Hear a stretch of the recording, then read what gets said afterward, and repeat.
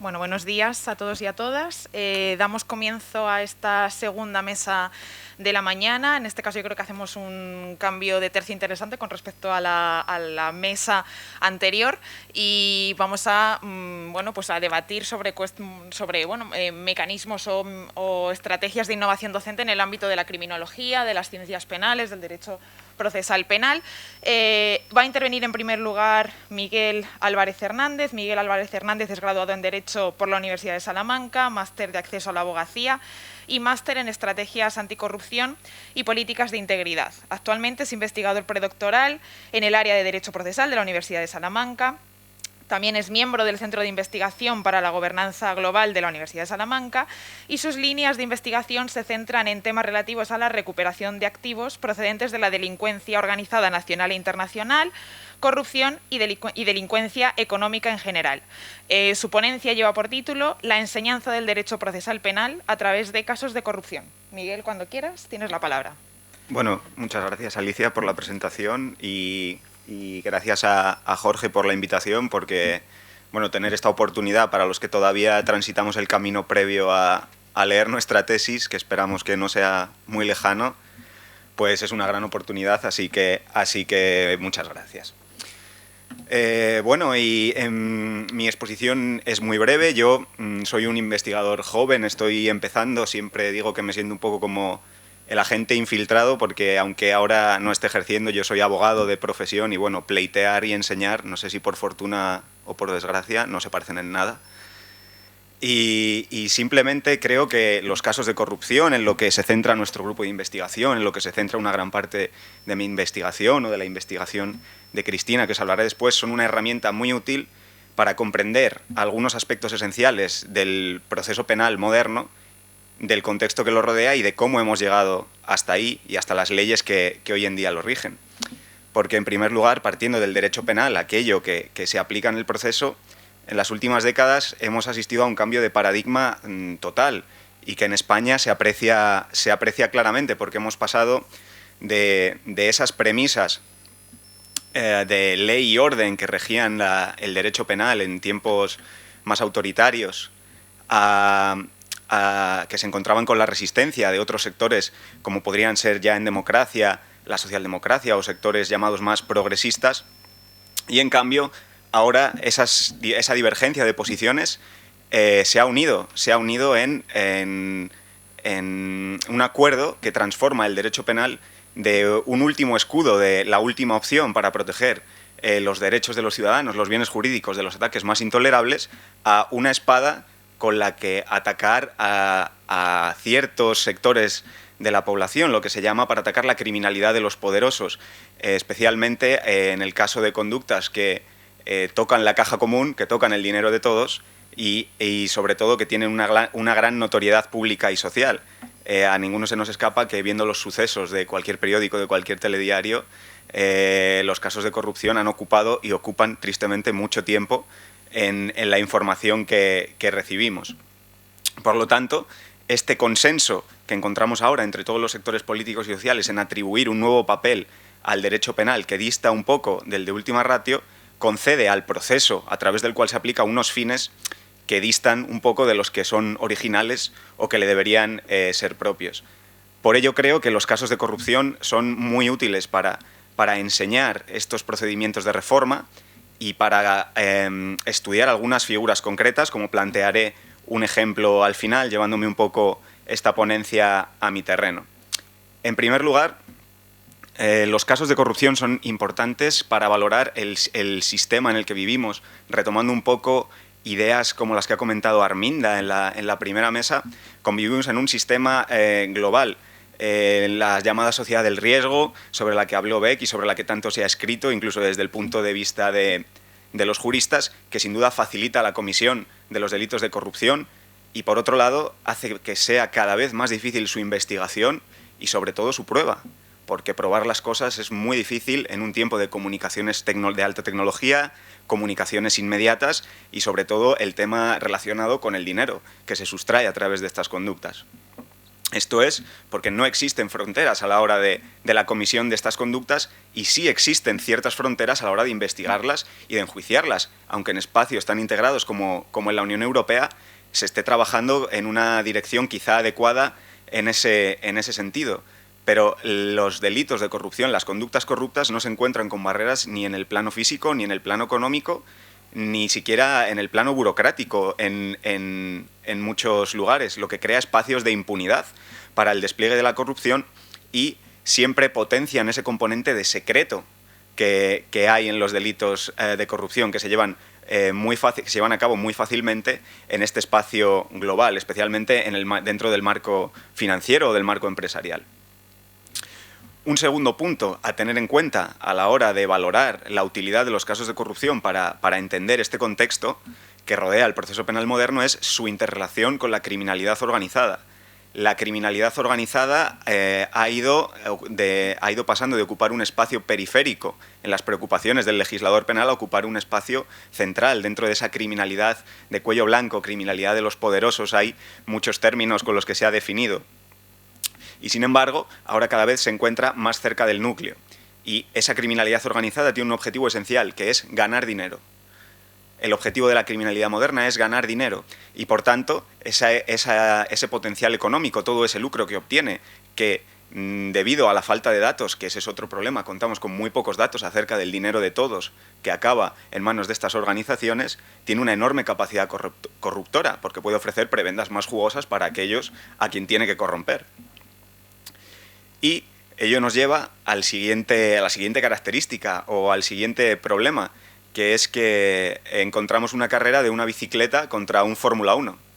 Las conductas corruptas, las organizaciones criminales, las empresas del crimen, como queráis llamarlo, tienen a su servicio muchísimo dinero, unos medios increíbles, gente con alta capacitación para llevar a cabo esas conductas y el Estado, en cambio, sobre todo a la hora de legislar en materias tan sensibles como el derecho penal o el proceso penal, va muy lento. Hay debates parlamentarios con intereses que distan muchas veces del interés general, se mezclan intereses políticos y, por tanto, el Estado ve muy reducida su capacidad de aportar seguridad jurídica y de reducir las incertidumbres en torno a todos estos fenómenos.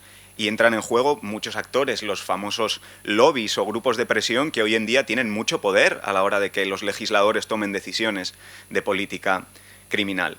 Por lo tanto, los ritmos son muy diferentes y el Estado siempre va a tratar de llegar tarde y en esta situación lo que solemos ver es acudir a lo que se considera un pragmatismo legislativo que lo que hace es incrementar la represión. Se aumentan los tipos penales en los últimos años. Para aquellos que no os dedicáis a este ámbito, los tipos penales relativos a delitos de corrupción cada vez son más y cada vez son más complejos. Encontramos en el Código Penal unos párrafos que bueno, da miedo meterse a leerlo, pero más miedo da meterse a probarlo en un proceso. Y ese es uno de los problemas que, por ejemplo, Juan Luis Gómez Colomer señala como los principales favorecedores de la impunidad, que es la multiplicación de esos tipos penales y su complejidad creciente, ya que si el tipo penal es mayor, favorece en primer lugar las contradicciones y las superposiciones y en segundo lugar aumenta muchísimo la dificultad de la prueba. Un ejemplo podría ser el decomiso de bienes que están en posesión de terceros, de aquellos que no han cometido el delito, y el blanqueo de capitales, porque ambos utilizan indicios muy habituales en la ley penal como la desproporción entre los ingresos lícitos o justificados de la persona y el patrimonio que parece tener. Y, en cambio, los indicios son exactamente los mismos para el decomiso de un bien que ahora está en manos de un tercero, que no ha sido objeto de un proceso, que no ha sido sujeto de un proceso penal, y sin embargo, si los indicios se cumplen, en lugar de decomisársele ese bien como un tercero que no ha participado en esa actividad ilícita, lo que debería suceder sería que se le abriera una investigación que acabase en un enjuiciamiento por un delito de blanqueo de capitales y entonces proceder a decomisar los bienes de forma directa de un condenado responsable de esos delitos. Es un ejemplo de esa superposición y esa contradicción que no facilita en absoluto la actividad del juez.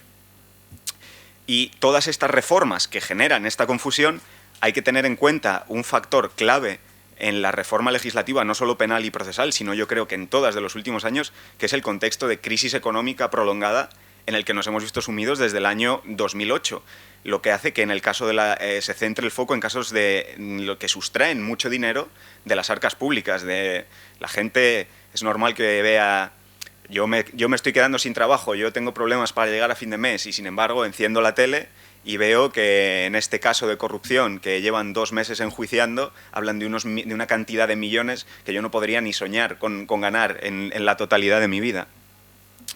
Y los ciudadanos en ese contexto de crisis económica lo notan en un doble plano, en un plano individual, notan eso, que no llegan a fin de mes, que el paro aumenta, que quizás son ellos los que se quedan sin trabajo, y a la vez en un plano macroeconómico o a gran escala, porque encienden la tele y ven las cifras del paro, ven que grandes empresas quiebran, ven que muchos trabajadores pierden su puesto de trabajo en masa, y ante ello, ¿cómo reaccionan? Con un sentimiento de desafección ante los poderes públicos, que también se ha confesado, se ha mencionado en la mesa anterior, precisamente porque entienden que todos estos grandes actores nuevos, las grandes empresas, los lobbies y demás, tienen un poder que el Estado no puede controlar, que sienten que los poderes públicos no tienen el poder de revertir la situación.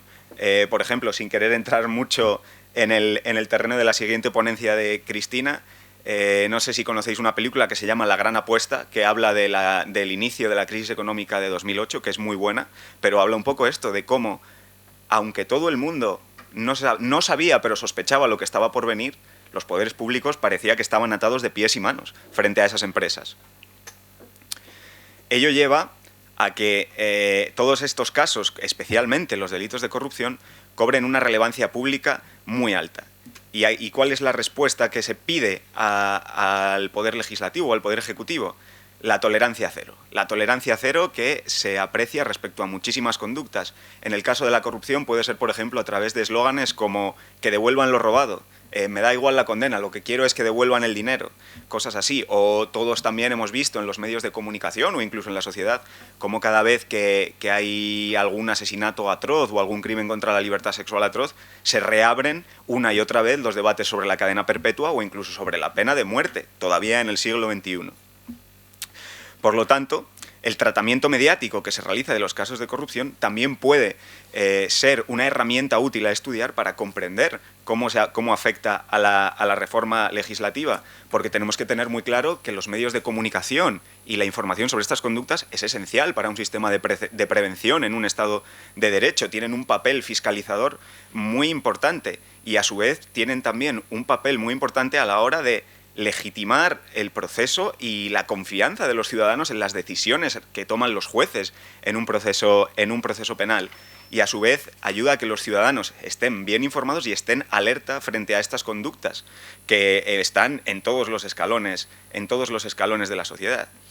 En cambio, con el tratamiento de la corrupción que vemos hoy en día, sí que encontramos ese tratamiento continuo que ayuda a que los ciudadanos conozcan el fenómeno y estén alerta frente a él, pero en cambio esa función quizá de concienciación se ve distorsionada porque lo que encontramos cuando los medios de comunicación tratan los casos de corrupción es dos fenómenos que se complementan bastante bien entre ellos y en primer lugar es una tendencia a exagerar.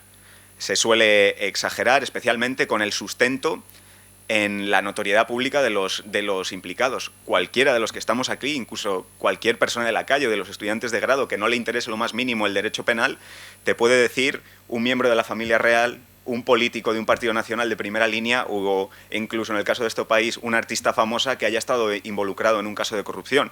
En cambio, estoy seguro de que prácticamente ninguno de ellos te puede decir en qué consistió ese caso de corrupción o cómo terminó.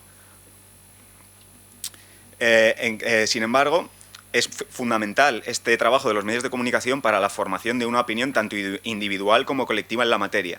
Sin embargo, apreciamos eso, que los manidos criterios de veracidad y relevancia pública que ha consagrado el Tribunal Constitucional en el tratamiento de todos estos sucesos, pues quedan un poco lejanos en los medios de comunicación hoy en día. Que lo que buscan, tampoco hay que ser inocentes en este sentido. Los medios de comunicación no buscan ni fiscalizar, ni aumentar la calidad de la democracia, ni nada. Lo que buscan es máxima audiencia y hacerse ricos, como todo el mundo. Como todo el mundo del ámbito universitario también, ¿no? Y este fenómeno se complementa con otro, esa exageración se complementa con otro, que es la tematización, que es ese desvío del foco de atención de los hechos corruptos y del enjuiciamiento de esos fenómenos corruptos hacia otros menesteres, como puede ser esa relevancia social o política de los investigados, y se generan tertulias, se generan debates sobre todo lo que rodea al hecho, menos del caso de corrupción. Todos conocemos a algún miembro de la familia de Isabel Pantoja, algo que igual antes de 2007, 2008, 2009 del caso Malaya no podríamos decir ninguno, yo por lo menos. Por lo tanto, desde el punto de vista del ciudadano, esto lo que genera es un vínculo entre un hecho abstracto de corrupción y una persona muy famosa, que es con lo que se van a quedar. Pero no se van a quedar ni con la legitimidad de la decisión que nace del proceso, ni del proceso que llevó hasta esa decisión. Por lo tanto, sintetizando este punto, simplemente los medios de comunicación sí consiguen captar esa atención, pero fracasan en su segunda función. Esto lo podemos apreciar acudiendo al CIS. No me voy a meter a dar porcentajes, ni por meses, ni por años, pero podemos resumir que entre los años 2010 y 2020, hasta que llegó la crisis del COVID-19, en la pregunta que realiza el CIS a los ciudadanos todos los meses de cuáles son las 3 mayores preocupaciones de los ciudadanos españoles, la corrupción y el fraude está en el top 5 sistemáticamente.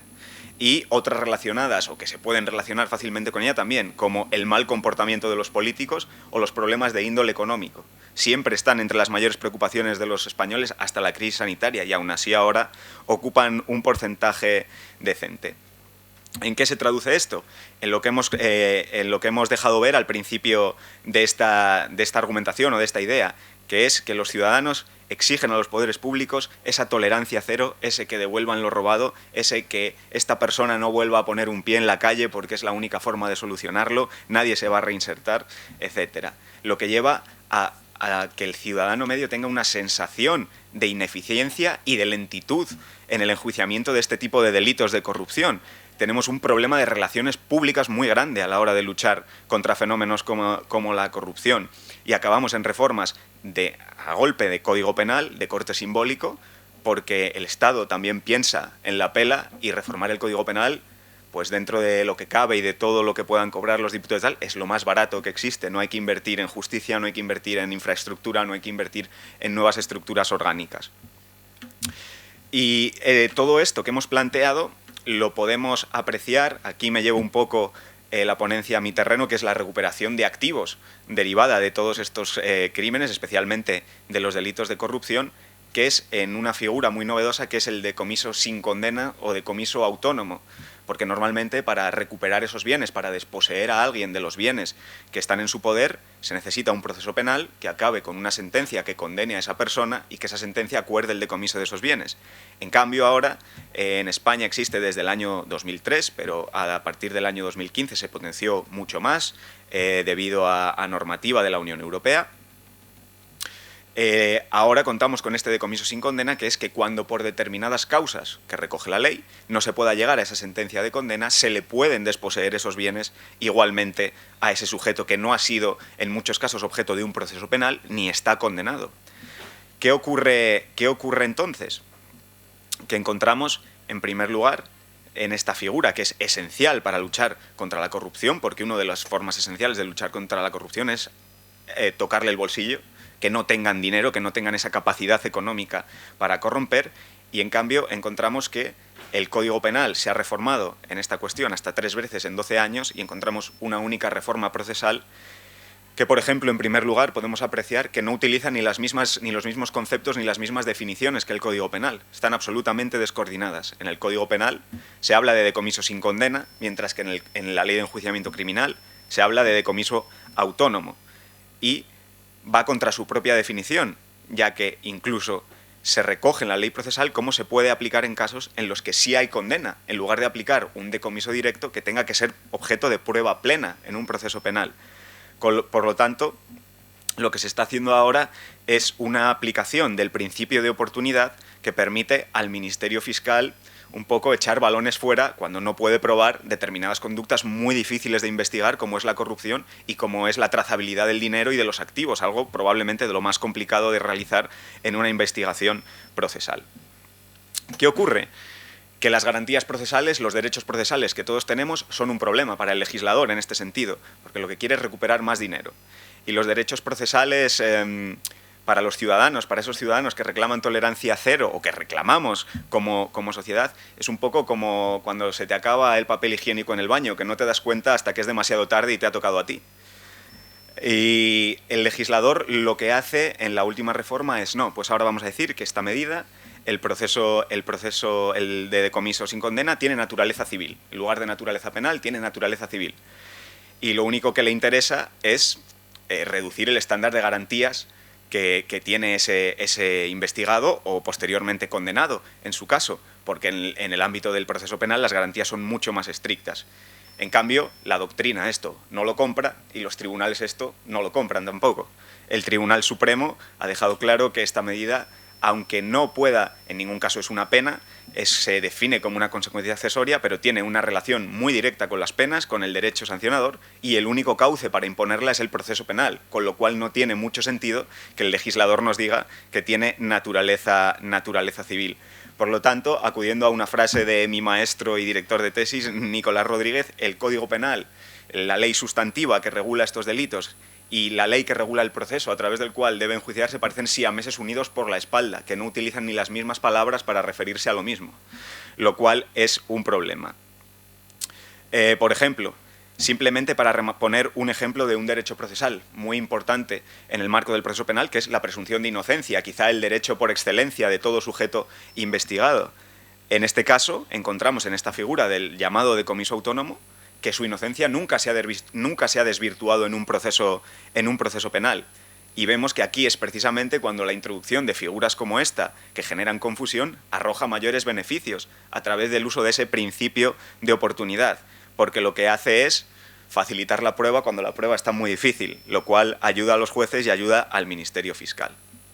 Simplemente, después de plantear este ejemplo, si quiero que os quedéis con algo es eso, que los delitos de corrupción, que hoy en día son muy importantes para el derecho penal, pero quizá no tanto para el derecho procesal, que es el único cauce para llegar a una solución satisfactoria, no solo para los ciudadanos y para esas demandas, sino para el Estado de Derecho y para la vigencia de los derechos de todos, que a todos nos asisten. Es que es muy útil para explicar la reforma procesal, el contexto que le rodea y para explicar determinadas figuras procesales que pueden parecer muy complejas, especialmente en materia de investigación, como es el caso de materia de investigación en la recuperación de activos, y que pueden facilitar comprender las ideas clave y el contexto de por qué esto es así. Nos sirve, por tanto, para señalar los males de la reforma penal y procesal y nos puede servir para explicar determinadas figuras que quizá en otro contexto serían más complejas. Y con estas ideas termino mi exposición, espero haber sido claro y nada, luego en el debate, pues si alguien tiene alguna pregunta, encantado de responderos. Gracias.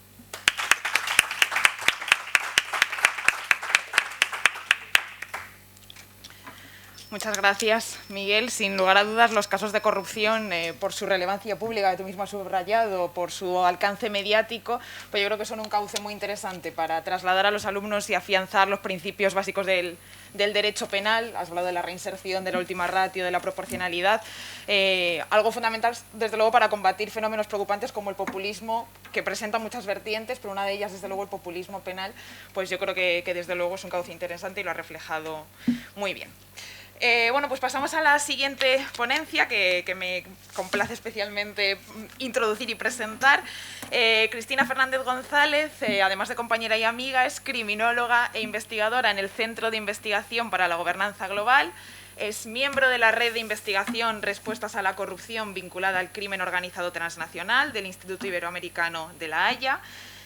Su principal línea de investigación es la protección de denunciantes de corrupción, por la que realizó de hecho una estancia de investigación en esta ciudad, en la Agencia Valenciana Antifraude. También investiga sobre otras líneas como el compliance, la criminología, la prisión permanente revisable y los delitos socioeconómicos. Actualmente, además, desempeña sus labores investigadoras como consultora independiente, nada más y nada menos que de la OCDE, participando en informes sobre los fondos Next Generation y medidas antifraude en España. Así que, Cristina, con su ponencia titulada «Cómo usar Netflix adecuadamente, enseñar criminología a través de las plataformas streaming», puedes comenzar a ilustrarnos. Bueno, pues muchísimas gracias, Alicia, por tu cariñosa presentación, inmerecida, por cierto. También agradezco enormemente no solo a Jorge por la coordinación de este congreso con el resto de compañeros, sino también al equipo formado en aquel congreso de Alicante que hoy nos ha traído aquí. Bueno, antes de nada, disculpas por la cantidad de spoilers que voy a hacer, pero creo que es necesario para entender buena parte de esta ponencia. Como bien ha dicho Alicia, voy a hablar sobre cómo usar Netflix adecuadamente, pero podemos hablar de Netflix, de Amazon, de Movistar e incluso del resto de plataformas en las que podemos encontrar estas películas. También hablo de enseñar criminología y a continuación traigo el ejemplo de cómo no enseñar criminología y el resto de series con las que nuestro estudiantado en criminología suele llegar a primero de carrera y pensar que la criminología, como bien asiente Patrick, es la criminalística, la psicología forense, la medicina forense, y llega pues muy confundido porque la realidad española no se parece en nada a la realidad americana, en la que no hay una criminología per se, sino que es una criminalística.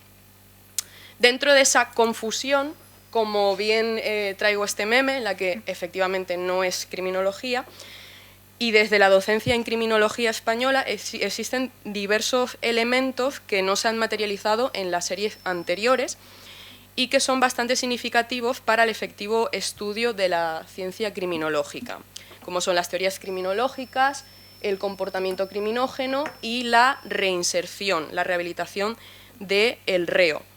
Teniendo en cuenta esos elementos y considerando que el cine puede actuar como un instrumento educativo adecuado, he realizado esta selección en base a dos elementos. El primero, el cine es un instrumento audiovisual y técnico que aparentemente no nos enseña, no nos está educando, pero el estudiantado aprende con una previa explicación y su siguiente visionado a realizar un análisis crítico de ese cine a través de lo que nosotros nos enseñamos en el aula, escogiendo las películas de una forma pues, correcta para que explique lo que nosotros hemos explicado previamente. También aporta un sustento ideológico y cultural para el estudiantado porque se busca un contenido que se adapte a las novedades que nosotros pretendemos trasladar en el aula. Como por ejemplo se puede ver reflejado, como decía Arminda, en la película La Ola, en American History X, pues actualmente el conflicto bélico de Ucrania, podemos hacer una semejanza.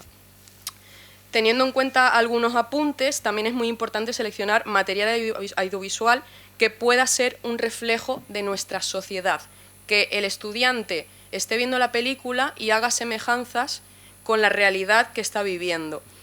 De este modo, estamos utilizando historias influyentes y estas historias lo que nos lleva no solo es a aprender, sino que al estudiante, cuando llega a clase, traiga reflexiones críticas que puedan servir no solo para la asignatura en sí, sino también para generar debate y discusiones.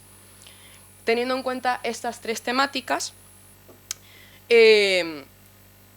ahora empiezan los spoilers. Con la serie El juego del calamar se refleja muy bien la teoría de la tensión, esta teoría explica que a través de las estructuras sociales, dentro de una sociedad, se puede presionar a un ciudadano a que llegue a delinquir, a través de una presión económica o social. Aunque pueda haber muchas otras series que puedan reflejar esta teoría, con el enfoque del juego del calamar se enfoca pues, una serie de deudas económicas que dentro de un sistema de consumo como es el de Corea del Sur se construye una serie de escenas bastante violentas en las que se ve bien claro el tema de las deudas bancarias, las deudas del juego y una presión económica que lleva a una serie de personas a querer participar en un juego bastante peligroso donde la idea es que solamente haya un superviviente y que ese superviviente gane un premio que pueda suplir todas las carencias económicas. El spoiler viene cuando el personaje principal, que es el que gana el concurso, a pesar de tener una cuantía económica en el banco, no recuerdo muy bien cuánto era el premio, pero básicamente pues en torno a 1 millón de euros, no lo sé. Cuando él vuelve al conjunto de la sociedad, sufre porque ha matado a uno de sus mejores amigos, y a pesar de haber matado a su mejor amigo y tener una cuantía económica importante, su madre está muerta, no se incluye de nuevo dentro de la sociedad. Pero detrás de todo este final se ve como el resto de personajes lucha a muerte por intentar ganar ese premio para volver a la sociedad que le ha expulsado. También se puede ver en Mentes peligrosas, de Michelle Pfeiffer, la teoría de la desviación, que desde Howard Becker estudia aquellos individuos que se han desviado de una serie de reglas generales sociales. Aunque la teoría dice muchas más cosas referente a los outsiders, se analiza que todos los grupos sociales tienen una serie de reglas y que cuando una persona sale de esa regla es un marginal. En esta serie pues se trata del típico curso problemático que no está en el instituto muy adaptado y provocan que una profesora dimita. Michelle Pfeiffer llega como profesora de literatura y empieza a estudiar las reglas de la clase, la situación personal de cada individuo, y empieza a explicar literatura a través del rap y del hip hop. Y también se involucra mucho en la vida personal de cada estudiante. ¿Qué le lleva a esto? A que los estudiantes empiecen a asumir las nuevas reglas de la profesora. O sea, salen de su entorno marginal y empiezan a cumplir con lo que se supone que debería ser normal en un instituto. Perdón. Lo dicho, la profesora consigue que los alumnos sientan que sus normas también se pueden ver respetadas. Es decir, yo tengo una norma social y la profesora no se aleja mucho de ella, pero también me impone las suyas. Así que yo empiezo a respetar sus reglas, dejo de ser un individuo desviado del todo y comienzo a adaptarme a las reglas comunes. Perdón.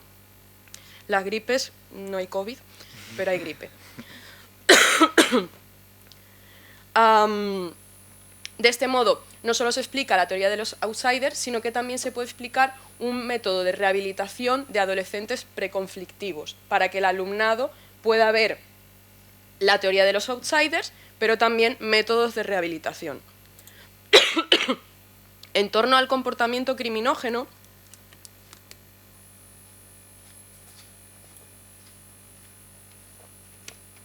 tenemos dos tipos, la psicopatía integrada y la psicopatía no integrada. Respecto a la psicopatía integrada, perdón, porque además se me está yendo la voz, me voy a acercar más al micro y voy a hablar un poquito más bajito. Respecto a la psicopatía integrada, tenemos el lobo de Wall Street, que representa parte de lo que nosotros podemos imaginar como un psicópata, un tiburón de empresa. Tiene características propias de psicópata integrados como el narcisismo, la escasa empatía, son sujetos excéntricos y denigran a sus inferiores y también tienen una infidelidad. Dentro de la propia película podemos ver cómo también se ve representado lo que decíamos respecto al juego del calamar. Hay una fase de tensión que obliga a los inferiores de Leonardo DiCaprio a comportarse de una forma similar al jefe. Dicho perfil de psicopatía integrada también se suele representar muy bien en los traders o vendedores compulsivos, que suelen representar una agresividad en un discurso muy potente, una ambición económica importante que además, lo siento, se ve justificada en que ellos quieren vivir por encima de sus posibilidades, es decir, tienen un método de vida bastante compulsivo, de gasto, y en base a ese método ellos actúan de esa forma. Pero insistiendo, no necesariamente delinquen porque es una psicopatía integrada socialmente. Por otro lado, está la psicopatía no integrada Y contextualizando muy brevemente, aunque hay algunas personas que ya han visto esta serie, muchas gracias, debería haberme traído caramelos de miel.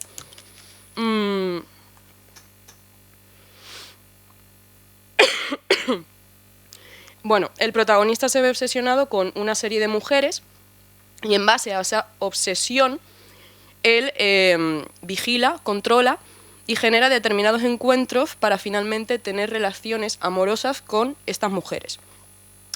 Las relaciones amorosas las dirige en todo momento él, lleva un control exhausto del móvil, del ordenador, de la vida privada, y ante una pérdida de control de lo que hace cada mujer, comienza una serie de momentos de agresividad sobre la relación. Y empiezan una serie de sucesos que efectivamente hacen que sea un dramón y que el perfil del protagonista en algunas escenas denote una pérdida de miedo que representa la psicopatía, y sobre todo una dificultad para controlar los impulsos, que es como una característica también de la psicopatía. Siguiendo los criterios de Robert Hare en los años 80, dicho personaje cumple un checklist de trastorno de personalidad compuesto por 2 factores. El primero, en el que tienen que ver sus rasgos de personalidad, una crueldad, falta de empatía hacia la relación de pareja, una falta de culpa, porque además él expone que esas situaciones que él está generando no son su culpa, son culpa del comportamiento de la pareja, que no cumple las expectativas de control que él quiere en la relación. También tiene una frialdad emocional y una gran capacidad para manipular al resto de su entorno, porque él es el novio perfecto para la compañía de estas mujeres.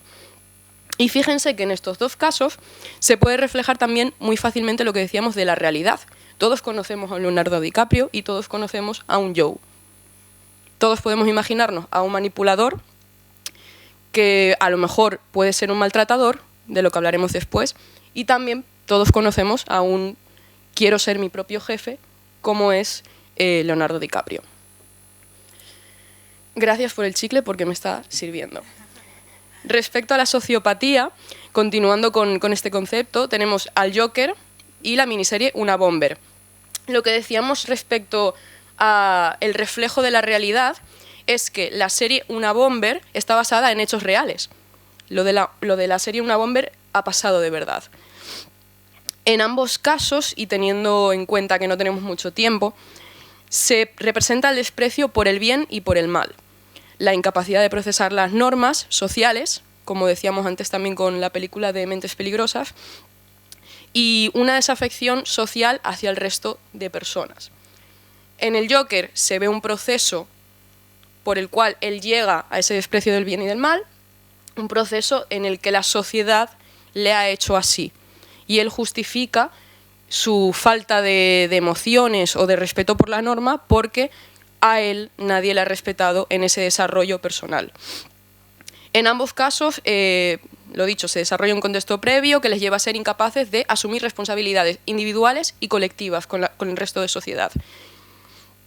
También se manifiesta mucho más en la serie de Una Bomber porque casualmente Kandinsky era una promesa matemática en las universidades estadounidenses que al final acaba desencantado con el desarrollo industrial, con la revolución industrial, con el capitalismo, y empieza a mandar cartas, bombas a autoridades y en fin, no sé si Patrick estará de acuerdo, pero se puede confundir sociopatía también dentro de ese asesinato en masa que él lleva a cabo durante un montón de años, justificando que está descontento con la sociedad en la que está viviendo.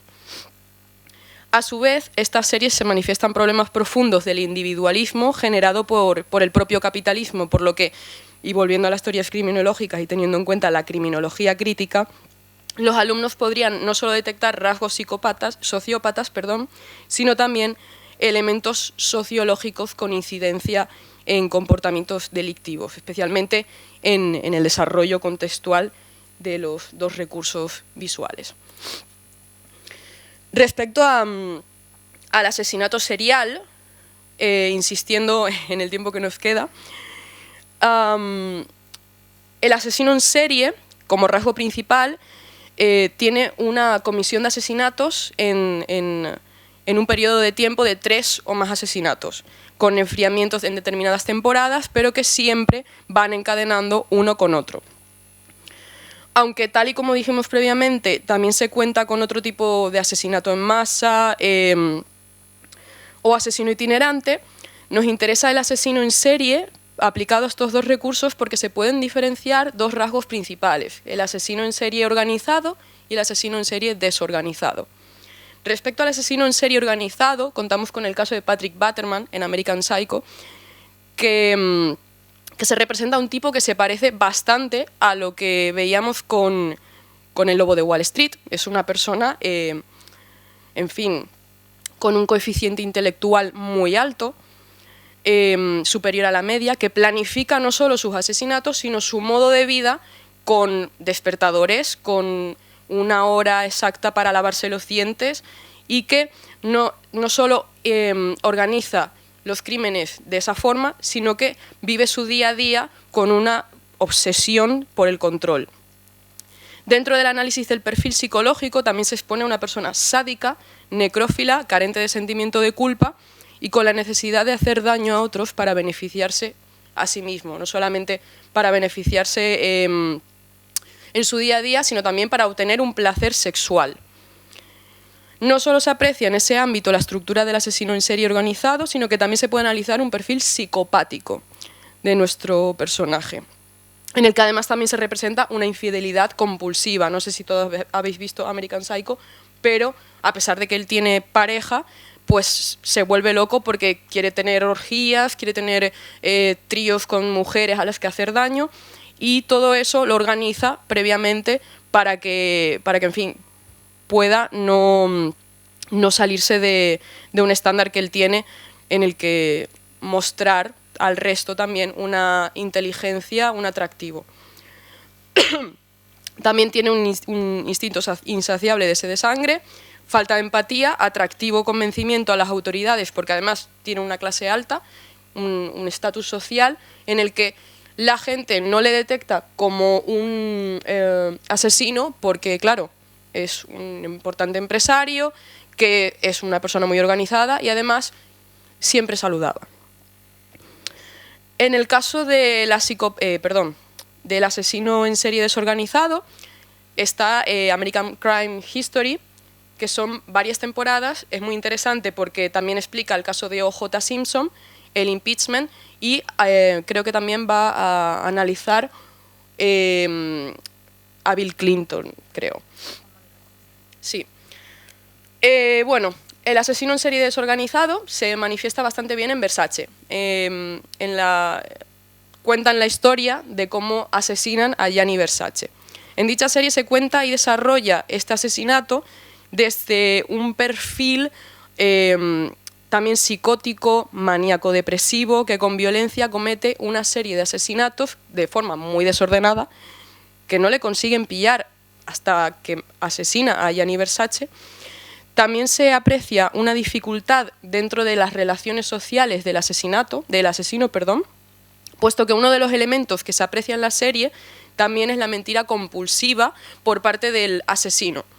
Tiene un método de vida parasitario y cuando la mentira, que es compulsiva, empieza a flojear, la gente le expulsa de su vida y él, en un ataque de pánico por perder a su único recurso económico, le asesina y vive durante mucho tiempo o durante un corto periodo de tiempo con los recursos que esta persona le ha dejado.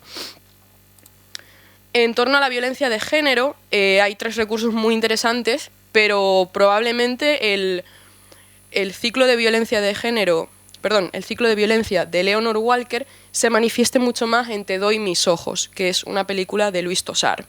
Existe una acumulación de tensión durante pequeños incidentes dentro de la relación de pareja, hay un cambio de trabajo, hay un cambio de forma de vestir, y todo eso genera ataques violentos de Louis Tossard a la protagonista. También hay un programa de rehabilitación de violencia de género, se habla un poco, se ve a los personajes cómo exponen, cómo tratan a sus mujeres, y a pesar de que Luis Tosar acude a este programa de rehabilitación, que es el ciclo de fase de luna de miel, hay otra vez otro estallido de tensión que genera también un bloqueo de la víctima. Este bloqueo termina, menos mal, y ella decide denunciar. No suele pasar, desgraciadamente, pero para explicar este ciclo de violencia se puede muy bien reflejar en la película Te doy mis ojos. También se habla de una violencia institucional y doble victimización, reflejándose en las enormes trabas que sufren las víctimas de violencia de género para acceder a las ayudas. Se manifiesta muy bien en la serie La Asistenta, que además es muy buena, porque no solo se refleja la falta de ayuda institucional, sino que también podemos ver un entorno social bastante empobrecido, una madre joven que no puede ir a la universidad, con un marido alcohólico, una madre bipolar y un padre que es maltratador. Ese entorno lo que le produce a la víctima de violencia de género es la incapacidad para considerarse ella a sí misma una víctima de violencia de género. Simplemente ve que sus circunstancias son así por la clase social en la que vive, pero no se identifica como víctima de violencia de género. Y también en Creedme, que es una violencia de género, pero violencia sexual. Es una violencia sexual, pero también una doble victimización, porque la investigación policial que se produce en torno a la víctima como doble victimización no se le considera víctima de agresiones sexuales, tiene que pasar por innumerables instituciones en las que tiene que declarar constantemente que ha sufrido una violación. A pesar de haber sufrido la violación y de haber pruebas suficientes, se le tacha de mentirosa y no recuerdo muy bien cuál es el final, así que no os puedo hacer spoiler, pero lo pasan muy mal durante esa doble victimización y el sistema que se genera en torno a ella y al resto de víctimas se puede explicar muy bien pues esa falta de comprensión estatal hacia las víctimas de violencia sexual. En torno a la reinserción me gustaría tratar dos puntos importantes. En primer lugar, con el caso de La Naranja Mecánica, donde se pueden ver dos aspectos muy importantes. No sé si todos habéis visto La Naranja Mecánica, supongo que sí.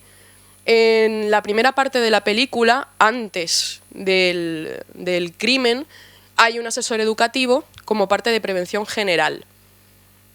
Hay un pesado que está constantemente diciéndole no puedes hacer esto, deberías llegar hasta ahora a casa, deberías hacer caso a tus padres. Y la segunda parte, que es ya más después de prisión, referente al uso de referencias biológicas o químicas como mecanismo de rehabilitación del preso. También es llamativo como el buen comportamiento o el aparente buen comportamiento lleva al personaje a someterse al programa de rehabilitación Ludovico, que es terrible porque el uso de psicofármacos y el uso de la violencia le llevan a que cuando él sale de prisión y ve determinados entornos violentos, sufre náuseas, sufre vómitos y malestar. A través de esta película podríamos explicar ese error a creer que los psicofármacos van a solucionar o van a rehabilitar a un preso violento. El resto de recomendaciones que traigo son referentes a la situación carcelaria y a mi opinión, opinión personal, en la que creo que la cárcel no sirve para rehabilitar a una persona. En primer lugar, porque se crea una subcultura en prisión. Con Celda 211 podemos verlo perfectamente cuando un psicólogo se reconvierte dentro de la prisión, aunque sea una película, podemos ver que en muchos presos puede pasar esto. Sobre todo relacionado con los outsiders, con los marginales. Cuanto más tiempo se pasa en prisión, más se asumen esas normas informales que se crean en prisión, surge una cultura carcelaria que tiene influencia negativa sobre el reo. Dentro de esa situación de encierro se produce una diáspora metafórica en la que la cárcel supone una ruptura entre el individuo y la sociedad, así como su entorno familiar o social. y se hace muy difícil una rehabilitación a la sociedad. Cuando la persona quiere volver a la sociedad que le ha expulsado, ya no asume las mismas normas que tenía previamente. Cogiendo algunas ideas como Waldman, la cárcel y el grupo de internos acoge a un reo que la sociedad rechaza y condena al individuo a nuevas normas de socialización que en algunos casos generan la percepción de que la cárcel no es más que una universidad nueva del delito, en la que el reo, por delitos determinados como puede ser hurto, a lo mejor aprende a cómo matar a alguien, cómo traficar con drogas, cómo llegar a... no sé, es que puede haber innumerables. Y sobre todo, si entran las condiciones que podemos apreciar en Celda 211, pues me diréis que probablemente no es la cárcel más representativa, pero se parece a las cárceles españolas de la década de los 90. En segundo y último lugar, parece que no todas las cárceles son como se pueden representar en Celda 211, ni en la propia realidad tampoco. Y tomando el ejemplo de Inside the Walls Thugger Prisons, en el capítulo de Noruega, se presenta un modelo de prisión que roza la cárcel abierta. Roza la cárcel abierta, no del todo, pero se expone un modelo de rehabilitación en el que los presos tratan de llevar una serie de responsabilidades sociales e individuales y también laborales que tendrán en el exterior cuando terminen la condena. Es decir, dentro de prisión van a tener las mismas obligaciones que tenían en su día, pero cumpliendo la condena. En este capítulo se expone como dato interesante para el resto de países de la Unión Europea, para el resto de países de la Unión Europea y del mundo, porque se ven muchas cárceles representadas de forma un poco populista también, es verdad, pero el caso de Noruega y el caso de Suecia o Finlandia son bastante ejemplificativos. El dato es que menos del 20% de presos vuelven a la cárcel en los 2 primeros años de libertad. Es decir, hay una tasa de reincidencia muy, muy, muy baja comparada con la española. Y por este dato se pone sobre la mesa la necesidad de construir claves de rehabilitación en torno a responsabilidades individuales del preso consigo mismo, responsabilidades colectivas con el resto de la sociedad y también se habla del trabajo en prisión, un trabajo remunerado, no seguir el argumento de van a ir a prisión, que es un hotel, no, tienen que trabajar, pero ese trabajo es para sí mismo. Puede servirle incluso como método de cotización a la seguridad social para que cuando salgan fuera no se sientan, como en muchos casos, que quieren volver a entrar para tener recursos. También se habla de una propia gestión de recursos económicos y la formación en determinados principios llevados a cabo por psicólogos, sociólogos y criminólogos, de tal forma en la que ellos van a reuniones y cuentan sus emociones, cómo han vivido ese día y además tienen una relación personal casi con el funcionariado de la prisión. Esto sería un poco todo. Espero que haya resultado de interés, que sea un buen método para enseñar criminología y también para llevar reflexiones personales del alumnado y del profesorado. Y bueno, pues espero que os haya gustado y que no haya resultado muy aburrido.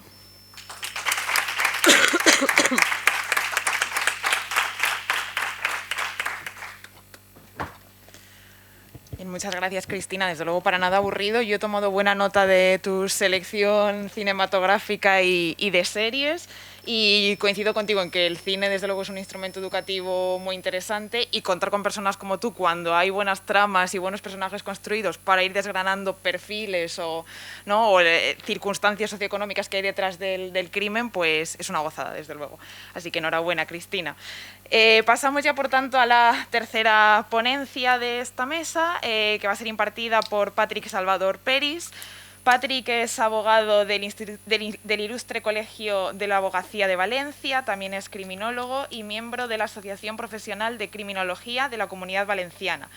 Es estudiante del programa de doctorado en Derecho, Criminología y Ciencias Políticas de esta casa de la Universidad de Valencia, adscrito a la línea de Derecho Constitucional, y también coordina el grado en Criminología y Ciencias de la Seguridad de la Universidad Internacional de Valencia, donde además es profesor de Derecho Civil.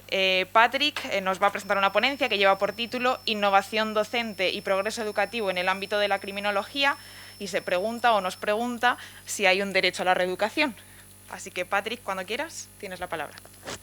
Muchas gracias, Alicia. Primeramente voy a colgar las diapositivas.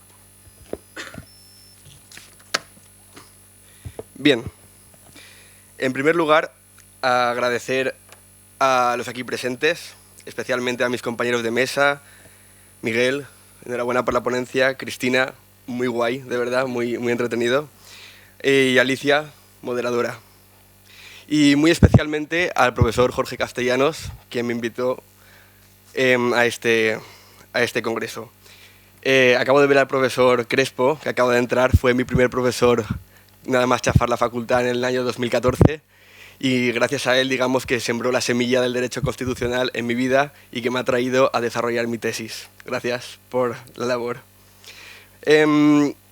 Voy a hablar de mi libro, que es La criminología, trayendo primeramente las palabras de la presidenta de la Asociación Profesional de la Criminología de la Comunidad Valenciana, Amparo Peris, que hoy también tiene el gusto de acompañarnos.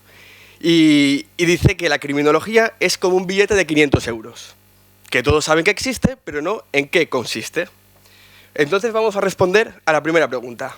¿Qué hace un criminólogo? Bien, en primer lugar es, como ha dicho Cristina, necesario aclarar conceptos en torno a la criminología. Tenemos que recordar que no es lo mismo la criminología que la criminalística. Ni un detective privado hace lo mismo que un criminólogo, ni la policía hace lo mismo que un criminólogo. A partir de ahí, nos ocupamos de estas dos definiciones. La primera, de Garrido, Stangeland y Redondo, es una más sucinta, la que la doctrina está usando mayoritariamente en la actualidad, y dice que la criminología puede definirse como ciencia que estudia los comportamientos delictivos y las reacciones sociales frente a ellos.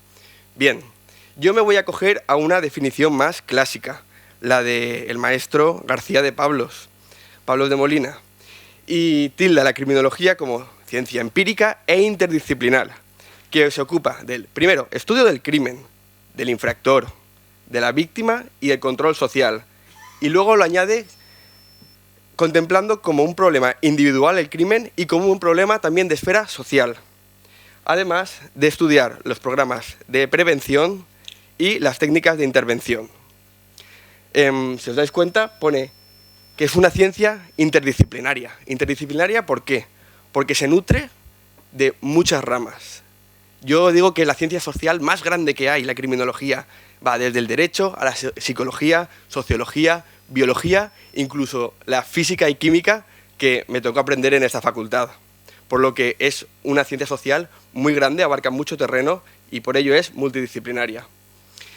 Entonces, partiendo de esa premisa, no bastan profesionales exclusivamente de una de estas ramas para tratar temas que competen a la criminología.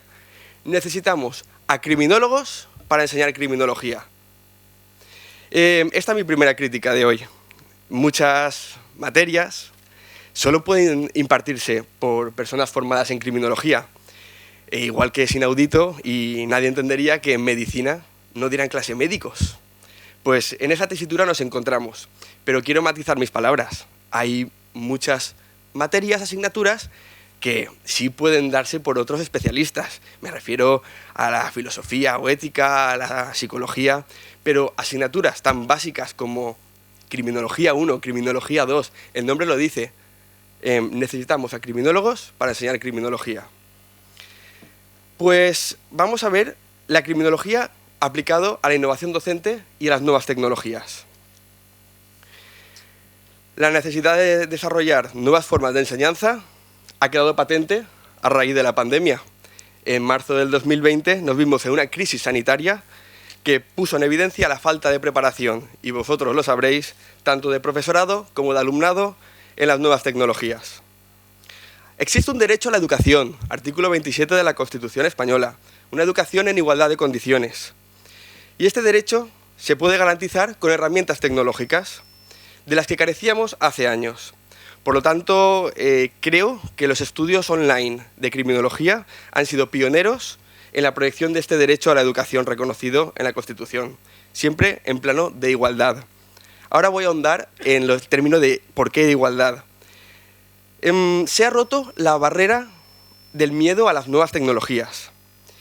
aunque esto haya venido dado por la situación de la pandemia, pero ha significado la evidencia y necesidad del fomento del estudio y aplicación de estas nuevas herramientas tecnológicas. Como digo, esto ha venido impuesto, no es porque nos hubiera gustado, sino nos hemos forzado a tener que aprender a usar estas nuevas tecnologías para aprender criminología. Pero cuando la gente sabe manejarlo, pierde completamente el miedo y podemos acceder de una manera que antes no podíamos acceder. Por lo tanto, es necesaria la difusión de estas herramientas tecnológicas para que la gente sepa manejarlas y poder acceder a este plano de igualdad en la educación que antes he comentado. Los estudios de criminología permiten que los profesionales también puedan hacer frente a nuevos delitos que surgen en el ámbito del ciberespacio, nuevos delitos que cada vez son mayores. Ha ido evolucionando la delincuencia, se ha adaptado al ciberespacio y los profesionales en criminología tenemos que estar preparados. Esto siempre con el fin de evitar nuevas victimizaciones. Digo, la criminalidad ha ido evolucionando, no solo en el ámbito cibernético, sino en muchos otros. Por lo tanto, los estudios de criminología también deben ir evolucionando y adaptándose a cómo evoluciona nuestro objeto de estudio. Si no, nos quedaremos anclados en un pasado y evitaremos y producirán nuevas victimizaciones. Conforme a la definición de la clásica que he apuntado, vamos a desgranar el objeto de la criminología, que no es más que el delito, el delincuente, la víctima y el control social, y un poco ahondando en la prevención. El delito, como todo, ha evolucionado. Los delitos de hoy en día ya no son los mismos que los que se encontraban hace un siglo. Luego, no podemos seguir estudiando el delito desde la perspectiva con la que se estudiaba hace un siglo. Del mismo modo, no podemos aplicar las mismas herramientas que se utilizaban en el pasado. A modo de ejemplo, el delito de estafa está siempre en constante evolución. En el pasado únicamente habían estafas de forma física, presencial. Me viene a la mente el famoso timo de la estampita. ¿Conocéis el timo de la estampita? Se te acercaba uno que aparentemente tenía una cierta discapacidad intelectual, te ofrecía un bolso lleno de estampitas, cromos y otra persona que, creyendo que iba a ser el estafador, pues resulta ser estafada porque le compra la bolsa a cambio de un dinero, que luego en el saco de cromos habían cromos y no billetes. Quiero decir que el delito de estafa está en evolución, ya no es un delito físico. Hoy en día nos encontramos ante otro tipo de estafas, frecuentemente cibernéticas. Por ejemplo, el phishing. Y como sabréis, habéis oído hablar del phishing, grooming, smishing. Todos estos conceptos son estafas de hoy en día, que tenemos que estar los criminólogos encima de ellas. El phishing, sin ir más lejos, y la conozco de cerca porque en la pandemia vimos un montón de ejemplos, es una pseudopágina web que se hace pasar por un banco o por una aplicación de pago, que es falsa, evidentemente, y te trata de robar las credenciales, tus datos privados. Esto es el phishing, estafas del siglo XXI. Y los criminólogos debemos estar preparados para afrontar estas nuevas formas de delito. Y esto en cuanto al delito. Y en cuanto al delincuente, también ha evolucionado el sujeto activo del delito. En la actualidad, no se responde al mismo perfil que en el pasado. Los criminales actuaban de una forma tradicional o rudimentaria, pero la realidad social evoluciona. Antes los delitos estaban protagonizados por sujetos como Al Capone, que metralleta en mano te asaltaba, o por ejemplo, los años 80 trajo una grave crisis en cuanto a problemas de droga en la sociedad española. Esto provocó una necesidad de dinero urgente en los drogodependientes que redundaba en cometer atracos a mano armada. Pues este tipo de delitos, este tipo de delincuentes existen, pueden darse estos supuestos, pero en muchísima menor medida. La mayoría de delincuentes actúan ahora en la esfera online. Los atracos tradicionales son ahora online, el acoso es ahora online, las estafas son ahora online. Un ejemplo que por espacio y tiempo nos es sonada es la estafa a la MT de Valencia. Todos nos acordamos de hace 2 años la famosa estafa de la MT. Para los que no conozcan, un servidor extranjero se apropió mediante engaño de una elevada cantidad de dinero, en concreto 4 millones de euros. La víctima, pues la empresa municipal de transportes de la Administración Municipal Valenciana. Y podemos advertir la necesidad, a raíz de esto, de formación y prevención en los operadores y las instituciones que se encargan de estas gestiones. Y este tipo de formación yo creo que puede estar dado por criminólogos, ¿no? Son los expertos en prevención y en nuevas tecnologías. Podrían dar talleres o cursos formativos. Tal vez así se podía haber evitado el fraude, se podía haber evitado la estafa consumada. Lo dejo caer. Otro ejemplo de cómo evoluciona el delincuente y su perfil en la actualidad. Ahora todos sabemos o podemos saber lo que es la perfilación criminal, el profiling en inglés. Es necesario estudiar a la víctima para poder trazar un perfil de victimario. El profiling, la perfilación criminal, trata de qué maneras, herramientas tenemos en la criminología, a través también de los datos desprendidos de la escena del crimen, para sacar unos rasgos de personalidad del criminal. Por ejemplo, si una escena del crimen está desordenada, podemos a primera vista suponer que el delincuente es desorganizado. A lo contrario, si es meticuloso. También el nivel de lesión de la víctima puede dar algunos datos sobre el grado de agresividad del agresor. Del mismo modo, debemos evolucionar en el plano de nuevas formas de detección. No nos quedamos con el análisis de la huella. Ahora tenemos otros métodos de análisis, el ADN. Los estudios de ADN y otras técnicas de laboratorio, que insisto, esto competen a la criminalística, dentro de la criminología. Responde a la criminalística al cómo y no al por qué. El papel de la víctima. La concepción del sujeto pasivo del delito también ha cambiado, y esto de forma considerable. La víctima en España ha sido la gran olvidada. Los estudios de la nueva criminología han puesto ahora los ojos en la víctima. Es más, hasta el año 2015 en España no había un código donde se recogieran los derechos de la víctima. Ahora tenemos el Estatuto de la Víctima. Es necesario estudiar la víctima, porque no podemos contrarrestar un delito sin conocer a la víctima, el por qué se es víctima.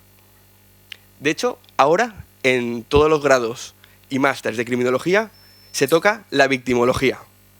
Y me siento orgulloso de decir que en esta casa, en la Facultad de Derecho de Valencia, esta casa fue la pionera en implantar la asignatura de victimología en la diplomatura de criminología hace años.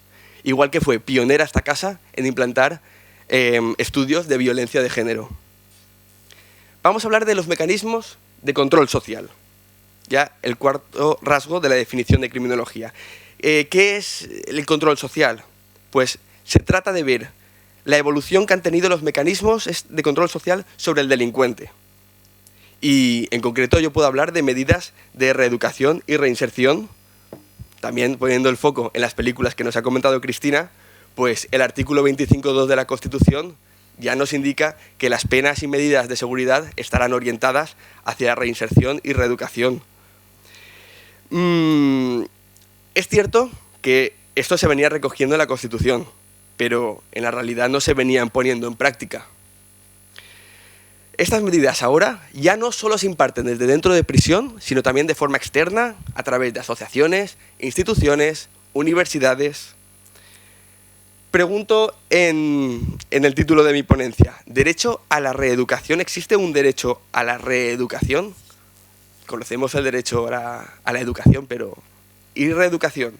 Bien, pues como he dicho, artículo 25.2 de la Constitución, pero no se trata de un derecho fundamental, sino de un principio programático, que sirve para orientar la política penal y penitenciaria. ¿Creéis que debería ser un derecho fundamental? ¿Sí? Bien, la reinserción se debe, no se puede, sino se debe lograr a través de la reeducación. Educar en valores. Valores que o no se han tenido, o se han perdido, o se han inculcado de una manera deficiente. Y cuando hablamos de valores, concretemos. Yo hablo de valores de igualdad y de valores de no violencia. De este modo, ahondaremos en el sentido de prevención y protección para las víctimas, no solo las actuales, sino también las futuras. En el campo que estudio yo de violencia de género, los programas de intervención con maltratadores son adecuados, a pesar de los medios que tenemos, y carecemos un poco de información respecto a estos programas. Pero seguimos apostando por ellos porque las cifras nos indican que funcionan, así que apostemos por ellos. Al hilo de este derecho a la reeducación y que la cárcel, como comentaba Cristina, no es el mejor sitio para reeducar, pero siendo el sistema que tenemos, vamos a tratar de esforzarnos por ofrecer lo mejor que tenemos para reeducar. Y voy a coger las palabras del Papa Francisco hace un mes. Se dirigió a los presos y les dijo: no puede haber condenas sin una ventana de esperanza. Estoy de acuerdo. ¿De qué sirve la prisión si no es para alcanzar la reeducación? Tal vez una reforma constitucional deba estar incardinada a tal fin e incluir como derecho fundamental lo recogido en el artículo 25.2 de la Constitución. La reeducación, la reinserción. Yo apuesto por la criminología. Yo creo que en estos campos de actuación también pueden actuar los criminólogos. Especialmente pueden actuar los criminólogos. Se puede intervenir reeducando. Y no hablo solo de intervención con maltratadores. Me refiero en el espacio que ocupa la violencia de género, sino también en otros como la seguridad vial. Criminólogos interviniendo en la seguridad vial para reeducar. Ahora bien, se debe aunar el perfil de profesor y de criminólogo, con sus respectivas especialidades. Individualmente podríamos, pero sería idóneo, aunar estos dos perfiles, profesorado y criminología. Comentando un último aspecto de control social que creo importante, la justicia restaurativa. La justicia restaurativa juega un papel fundamental en la prevención del delito. Voy a sacar el tema de mi compañera, las películas. No sé si habréis visto la de Ma Isabel. Trata de los encuentros en Nanclares. Está íntimamente ligado a la reinserción, tratando de reparar el daño a la víctima y ofrecer una solución sobre el victimario. Esto también supone una innovación docente respecto a los estudios en criminología. Hace un siglo no podíamos hablar de mediación, de justicia restaurativa, y menos aún dentro del sistema penitenciario, que era puramente pena, pena, pena. Estamos viendo que la justicia restaurativa da resultados. Es una herramienta efectiva tanto para víctimas como para victimarios. Y de nuevo me enorgullezco de la criminología, porque es pionera en implantar la justicia restaurativa en España.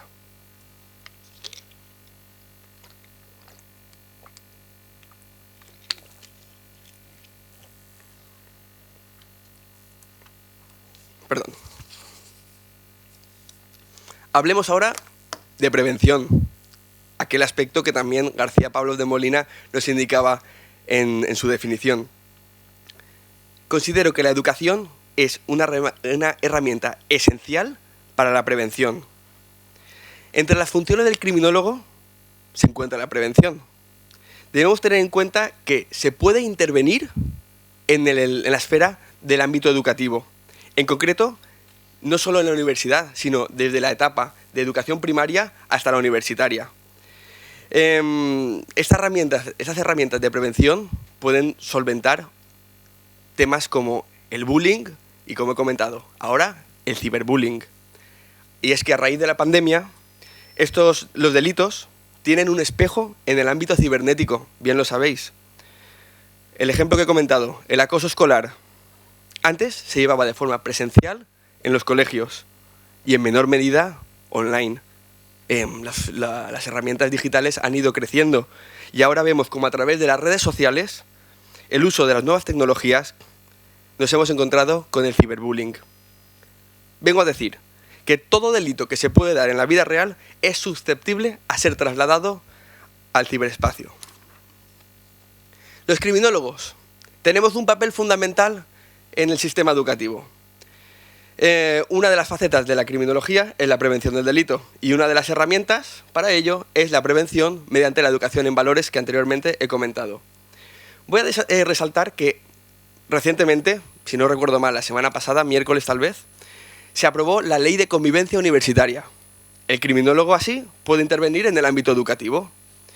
No solamente universitaria, pero primaria y secundaria también. La nueva Ley de Convivencia Universitaria recoge la figura del agente de convivencia, que en la primaria y secundaria ya estaba implantada y se llama coordinador de convivencia.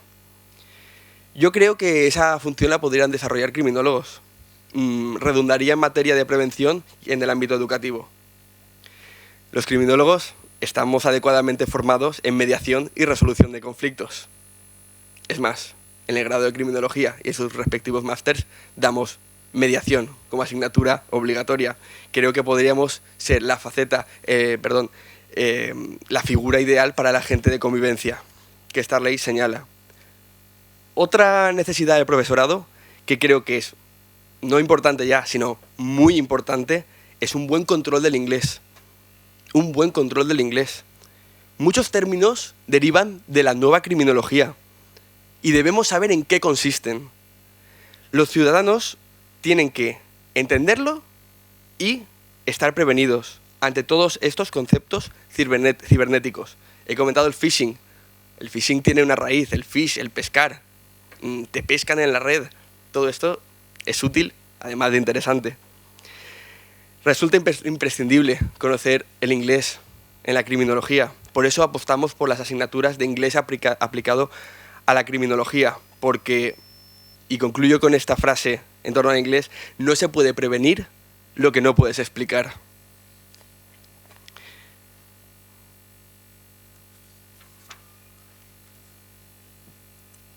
Hoy hay elecciones a rectora de la Universidad de Valencia. Mavi Mestre, candidata y rectora actual, en una entrevista publicada el pasado domingo, dice que se requiere una formación permanente. Estamos en una transformación digital, docente y tecnológica. La sociedad va a demandar formación para abordar los cambios tan acelerados que se están produciendo. Esto dice Mavi el pasado domingo. Yo estoy de acuerdo.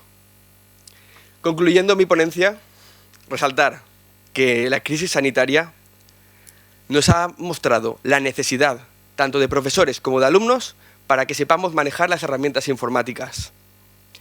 No sabemos a los retos a los que nos podremos enfrentar profesores y estudiantes universitarios en el futuro. Nos asusta el conflicto bélico de Ucrania. Todos nos planteamos si puede llegar. Estemos preparados.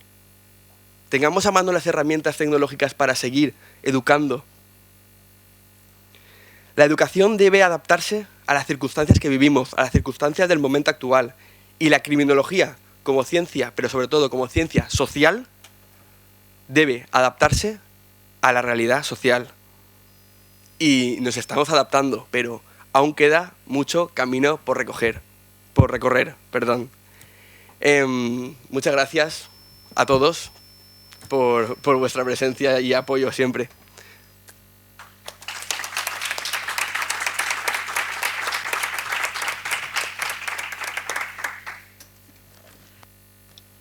Muchas gracias, Patrick, por tu defensa encendida del perfil del criminólogo y de la carrera criminológica. Yo creo que es cierto que son unos estudios que en ocasiones se ponen en cuestión, pero desde luego con tu intervención, pues quienes se sitúen en esa posición van a encontrar buenas razones para justificar su pertinencia y su sentido. Abrimos, por tanto, ahora turno de debate para todos aquellos que queráis plantear alguna cuestión en relación con las ponencias de estos tres jóvenes investigadores. Yo, más que, sobre todo, el agradecimiento a los tres, recogiendo esta última intervención, sobre todo con Cristina y con Patrick, pues la criminología también tiene hueco en este congreso, por supuesto, y sus planteamientos sobre todo para mejorar el enfoque docente, que es un poco la idea de todos los paneles y todos los ámbitos que se recogen. Felicitarles, es también una manera de introducirse, no simplemente en el ámbito de la explicación de la criminología, sino también en la experiencia personal de los jóvenes investigadores para plantear aquellas inquietudes que tienen, exponerlas a un auditorio. Se trata de un congreso internacional, es grabado, es decir, va a tener cierto recorrido y ya uno va poniendo también la pica en Flandes y va planteando su carrera investigadora y aquello donde quiere ir. Así que les felicito, lo han hecho muy bien los tres. Han tenido una moderadora excelente también, como es tónica habitual de este congreso. No soy experto, por supuesto, en la materia, realmente no soy experto en ninguna, pero respecto a la criminología menos todavía, es que pocas cosas puedo aportar, sino simplemente agradecer la intervención, los elementos tan interesantes que han planteado, también desde el punto de vista del derecho procesal, además con el ejercicio profesional del compañero, de Miguel, y simplemente dar una reflexión de felicitación y agradecimiento. Si alguien quiere, seguro que todos los asistentes tienen mayores conocimientos que yo, si alguien quiere, ya veo para por ahí, hacer algún apunte, pues hasta y media, si les parece, unos 10 minutos podríamos como máximo dar algún enfoque. Adelante, Pablo. Muchas gracias, Jorge. Bueno, yo felicitar las exponencias. Yo soy una apasionada de la criminología de toda la vida y me ha hecho reflexionar mucho la ponencia de Miguel en cuanto al tema del decomiso. Yo estoy un poco alejada ya de este ámbito, pero ¿de qué manera se te ocurre? Porque yo lo que veo es que una cosa es la programática, lo que está establecido, y otra cosa es la puesta en práctica de cómo podemos hacer efectivo esa recuperación de activos.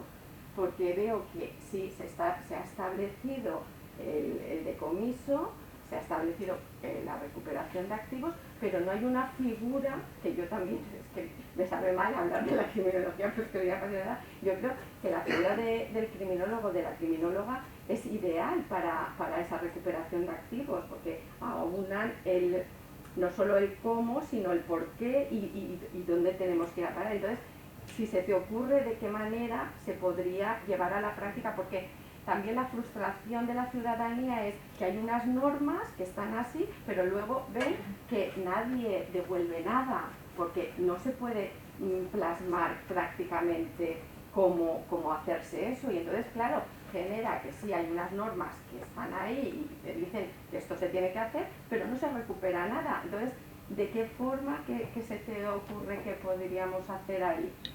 Pues sí que se me ocurre una sobre la que también se ha escrito mucho y que creo que es igual, que sirve igual para, por ejemplo, los conflictos que plantea Patrick, que es invertir. No se invierte dinero, se reforma el Código Penal y no se invierte en otras cuestiones que son esenciales, porque tenemos que tener en cuenta que el sistema penal lo lleva en el nombre, es un sistema.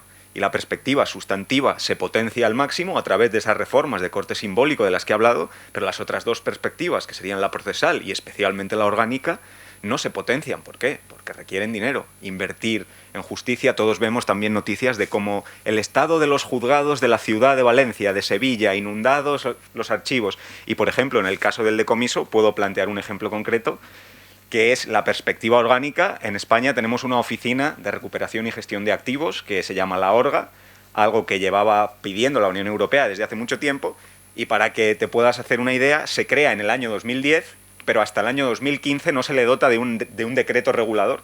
Hemos estado 5 años con una oficina creada, porque nos lo pidió la Unión Europea, que no tenía ningún estatuto, tenía un organigrama que se le dio de forma interna, pero no contaba con ninguna norma reguladora.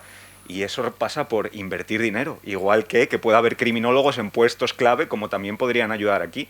Porque esto, bueno, no es una reflexión, pero se me ha ocurrido, y no es una reflexión mía, porque es de trabajos de mi compañera Cristina, que a mí se me plantea y que yo no tengo ni idea porque no soy criminólogo, que es referido a estos casos de corrupción, cómo se reinserta a un corrupto que en muchas ocasiones es como en el Lobo de Wall Street, alguien que a ojos del estándar de la sociedad es la imagen de éxito. Lo ha conseguido todo y solo se ha pasado de frenada. Y son cuestiones muy complicadas. Y en el caso del decomiso, creo, respondiendo a tu pregunta, que lo que se requiere es inversión y potenciar en las 3 patas de ese sistema, y no solo una, que casualmente es la más barata. Muchísimas gracias. Muchas gracias. Las intervenciones me han encantado todas, pero tengo una curiosidad, y es que no tengo, desconozco el tema del decomiso nuevo, la nueva modalidad de decomiso.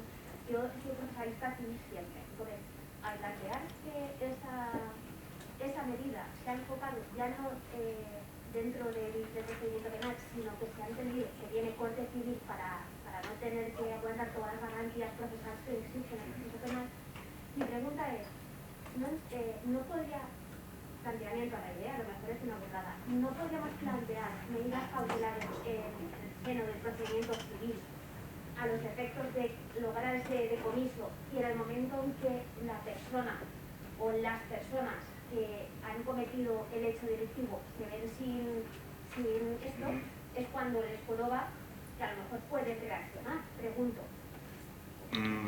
Sí podría ser, pero también, si he entendido bien tu reflexión, también eso pasaría por una potenciación del principio de oportunidad que nos podría llevar a lo mismo. Quizás cuando se ven jorobados porque ya se les ha privado a través de una medida cautelar de esos bienes, sea cuando más quieren colaborar a desarticular una trama de corrupción, dar la información que tienen, y eso plantea desde el punto de vista que veo, el problema tradicional del principio de oportunidad, que es que cuanto más malo, más opciones tienes de salir bien parado. Cuanto más dinero has... Entonces, desconozco si eso podría ser una buena solución, no tengo, pero quizá vería de entrada ese problema. De todas formas, es un planteamiento interesante sobre el que seguro que también merece la pena investigar. Ojo, ha sido muy atrevido por mi parte porque no tengo ni idea, pero se me ha ocurrido la idea. ¿Y cómo podemos plantearlo? Porque supuestamente surge en el procedimiento penal, pero realmente no se quiere ubicar ahí precisamente por las garantías y se deriva al plano civil. En el plano civil veo la posibilidad de esas cautelares, pero claro, no sé hasta qué recorrido tendría. Sí. Simplemente eso es una reflexión. Gracias. Bueno, gracias. Vale, Ana, la profesora Ana Gal también. Bueno, yo simplemente, muy brevemente, mi enhorabuena a los 3 ponentes, han sido intervenciones muy interesantes, pero quería dirigirme a Cristina porque me ha gustado muchísimo la selección fílmica y de series que ofreces. Algunas de ellas las he visto, otras no, pero la serie que he podido ver muy recientemente es la de La Asistenta, que de verdad que me ha encantado, una serie magnífica, y se ve muy bien, como tú decías, esas formas de maltrato, formas de violencia, que muchas veces se invisibilizan. No hay un maltrato ejercido como violencia física, sin embargo sí esas otras formas, como por ejemplo la violencia económica dentro de la pareja, que hacen que muchas veces la persona se vea dependiente y esa dependencia le impida huir y escapar de esa situación, ¿no? que sufre y que vive. Y también, como tú comentabas, ese silencio institucional y esa dificultad a la hora de pedir ayuda. Simplemente comentar porque me ha gustado mucho y esa especialmente me interesa. Muchas gracias, Ana. De hecho, ya la habíamos comentado hace tiempo, y no solo se muestra la violencia institucional, sino también lo que dices sobre la violencia que no se visibiliza tanto, como es la presión económica del maltratador, que le genera una aparente dependencia de ella hacia él, y le hace creer que sin él no va a llegar a nada, no puede encontrar una cuidadora para la niña, en fin. También la violencia institucional, que al final le cuestiona a ella, pero bueno, también se ven los aspectos positivos, porque al final está en una casa de acogida y demás. Se ven cosas buenas, se ven cosas malas, pero también el contexto sobre el que ella crece también es llamativo para que ella se conciba a sí misma como víctima de violencia de género. Entonces, esa evolución personal que ella vive, como empieza negando la existencia de la violencia porque no me han pegado, sí. ¿no? No hay violencia, no me he pegado, a mí no me grita, le pega a la pared, pega un puñetazo, hace otro tipo de situaciones, pero no soy víctima de violencia, ¿no? Y sin embargo, sin él no tengo casa, sin él no tengo dinero, sin él no puedo moverme con mi hija y estoy viviendo en una estación de ferry, ¿no? Sí. Y esa dependencia y esa situación económica también la obliga a volver con él. Sí, la fase de luna de miel también se puede ver representada en esta serie. De hecho, es una serie que, al final, lo que dije en la primera intervención, creo que muchas series que he expuesto no solo explican el comportamiento criminógeno de los psicópatas, sociópatas, sino que también explican elementos de la criminología crítica, de teorías criminológicas importantes, que no se puede ver solo desde una asignatura concreta, sino pueden servir para muchas cosas, porque la asistenta también puede servir para explicar derecho procesal en el caso de violencia de género, o el lobo de Wall Street para explicar el decomiso o, en fin, la delincuencia económica. Sirven para muchas cosas y espero que pueda servir la selección y que, si queréis, podemos compartir más este tipo de experiencia. Muchas gracias. ¿Alguna pregunta más? Yo simplemente quería aportar, que pensaba que lo iba a tratar Cristina, que si no lo habéis visto, ver El buen patrón, porque ahí, vamos, aparte de que hace un papelón Barber, es que tú ves algo que lo tienes cerca, no es el Wall Street que nos pues nadie de aquí, creo yo, que no estamos metidos en temas de bolsa y tal, pero el buen patrón es el prototipo del psicópata, sociópata integrado, que está bien visto, que manipula. Entonces creo que debe verse. Y también la película de Parásitos, creo que es coreana, también es una película muy importante que ves que te lleva a una persona normal, la necesidad y cómo se meten en el Sí, hay algunas que no he visto porque desgraciadamente no me da tiempo a todo, pero la de Parásitos me quedo con muchas ganas de verla. De hecho, me la apunto para verla porque al final la teoría de la tensión también sirve para explicar por qué las clases más bajas suelen cometer determinados delitos que no se dan en las clases altas. Y tendemos a pensar que las clases bajas, de hecho, en Thug's Prisons, Marco Feoli, que fue ministro de Justicia en Costa Rica, explica cómo las cárceles están llenas de traficantes de marihuana de 1 gramo. Son clases extremadamente bajas que se ven obligadas a delinquir. Y se explica un poco ese fenómeno que dices en Parásitos y también en El juego del calamar. Bueno, pues yo creo que si algo nos queda claro con estas 3 intervenciones es que la criminología y el ámbito de las ciencias penales cuenta con investigadores y docentes muy prometedores. Cerramos de este modo la mesa y continuamos por la tarde siguiendo las indicaciones del profesor Jorge Castellanos. A las 4 quedan ustedes convocados para el siguiente panel y posterior sesión de comunicaciones. Muchas gracias a todos y buena comida.